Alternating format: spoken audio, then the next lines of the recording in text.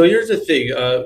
What the SBA currently allows is, right. We all love seller financing, and it's actually really favorable in an SBA transaction. It kind of gives lender a lot of comfortability knowing that the seller still has skin in the game. He's not going to leave the buyer high and dry because he's got to see his money. Now, what the SBA currently allows is technically the buyer has to bring 10% to the table as an equity injection, okay? So conceptually, a buyer could be that 10% and then get seller financing in and above that, and the SBA can come in, or the SBA lender could finance the gap, right? The difference.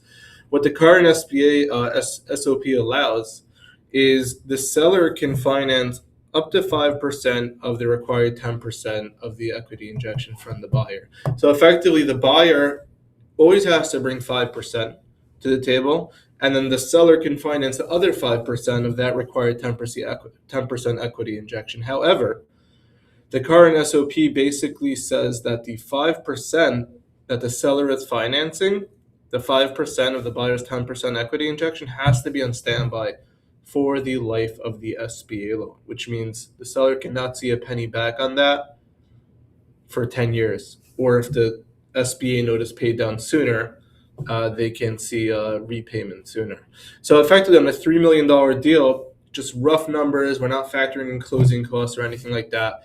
If a buyer had to bring $300,000 to the table, the seller could finance 5% of that, okay, or $150,000 over 10 years on full standby. So the seller would be walking away with $2.7 million at closing, basically. So I think that, like, from the seller's perspective, it kind of got a little bit tough to justify the full standby on seller notes that are part of the equity injection. But to be honest with you, we're going back to the roots a little bit. The SBA SOP changed a few times over the last Yeah. couple of years. This is the way SBA lending always worked, and yeah, getting sellers back on board with that full standby is sometimes a little bit tough. But sometimes it is just the facts and the nature of the deal and how it has to be structured. And fact is, the seller is receiving the bulk of the sale price at closing. Yeah. So it And kind so, of could make sense to get the deal over the finish line. yeah, and I think it's perspective, right? And so there's $150,000 that you're kind of leaving on the table there, as you're saying, and so.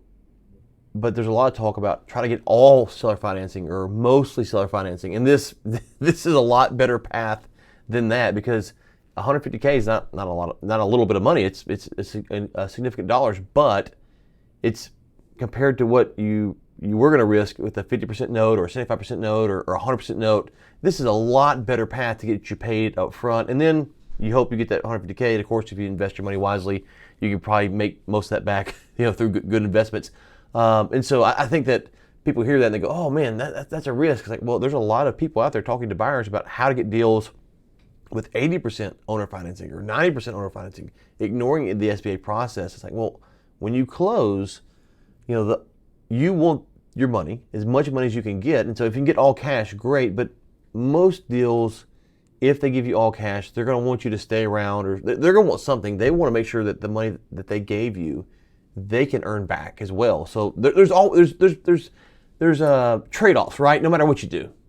Yeah, and there's a lot of different perspectives. I sometimes come across buyers who don't want any seller financing because, like, why do I need to answer to the seller, right? Like, if someone's doing an add-on, for example, right? They have an HVAC company, they're buying another HVAC company, right? Like, they know the space through and through. They've done their due diligence, financial due diligence, operational, legal. They know they could come and take this thing over on day one.